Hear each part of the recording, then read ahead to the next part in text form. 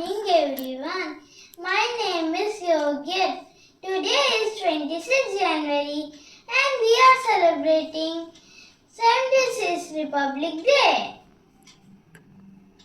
At first, I wish you all a very happy Republic Day. Republic Day is a national festival of India.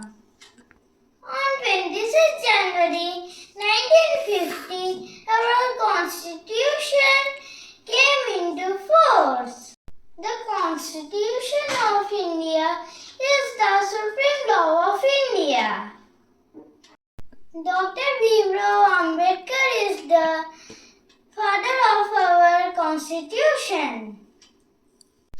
We should always respect the Constitution. This day teaches us